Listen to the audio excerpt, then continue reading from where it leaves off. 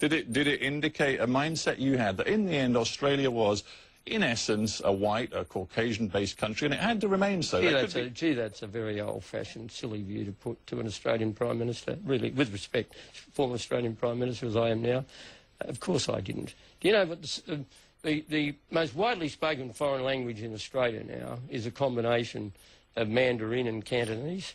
And, I mean, we have absorbed into the Australian mainstream hundreds of thousands of people of ethnic Chinese descent, Indian, the lot. There's no issue about multiracialism in Australia. I have issues with multiculturalism. I think they're different concepts. But the idea of having people from different parts of the world... and under so you were playing wrong. When you talked about social cohesion and Asian immigration, you said maybe I was clumsy. Were you playing wrong? Look, I said what I said. And that's all I'm saying. Was it wrong? Because it's an important signal to send I think what's important is what happened when I was Prime Minister of Australia. And when I was Prime Minister of Australia, we continued to bring people from every part of the world without discrimination according to race or religion. But what we did insist on was that once people came to Australia, and they accepted the mores of the host community. And I think Britain has got to face this. I think many countries have got to face this.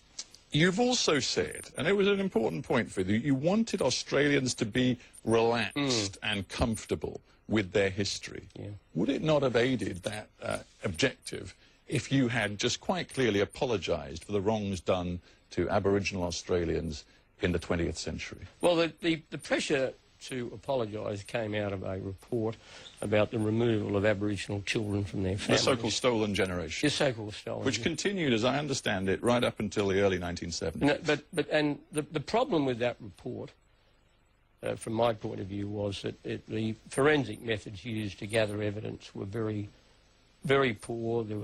But you wouldn't dispute, would you, that tens of thousands of children? I wouldn't. I think children were removed from in all sorts of situations, and not only Aboriginal children. But what I would dispute is that solving the problem of the disadvantage of Aboriginal Australians is not something that is just done by mouthing an apology. What really matters is giving them jobs, giving them better health, giving them education, and giving them access to the, I guess I can put it this way, the bounty of the Australian mainstream. Understood, and that's a fair point, but leaders are supposed to show leadership, and there are moments when symbolism, which we've talked about a lot, does matter. Kevin Rudd chose to do it early on in his premiership. It was a very moving and emotional moment for many Australians. Indeed, the opposition stood and applauded him, and one of your former ministers, Tony Abbott, said it was a mistake for us not to apologise. Look, I accept that people disagreed with me. But do you think now, looking inward, I that don't. perhaps you got it wrong? No, I don't. I don't believe that. I think that the attitude I took at the time, which a lot of Australians supported, a lot didn't. But, you know, that's in the nature of a democratic society. I don't believe that one generation, in effect, can apologise for the deeds of earlier generations. I think it's very easy. Cut your teeth in politics, this was still happening. Look, it is. No, that's not correct. But anyway, let's not bog down in, you know, in particular years. But the reality is that it's easy to apologise for the perceived mistakes of other people. I mean, what really matters is dealing with the mistakes you may make in your time in power. A final thought, Mr. Howard.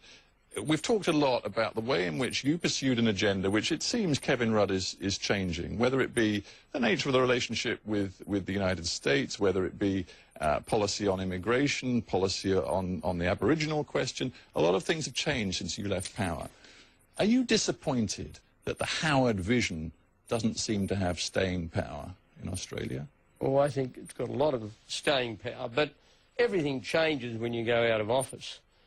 The two people in Western society who changed their countries, in my memory, I mean, Ronald Reagan brought about enormous change in the United States, and Margaret Thatcher brought about enormous change in Great Britain. A lot of their policies were altered by successive governments, but does that alter the fact that I think Margaret Thatcher's contribution to Great Britain was quite extraordinary? It turned it around. And I think the hope and inspiration that Reagan gave to the United States is of lasting benefit. But nothing in public life is constant. Of course it changes. But the fact that Mr Rudd spent most of the last election campaign minimising the differences between him and me gave me pause on occasions to chuckle. Normally in election campaigns, opposition leaders run around saying, well, he's over there and I'm over here.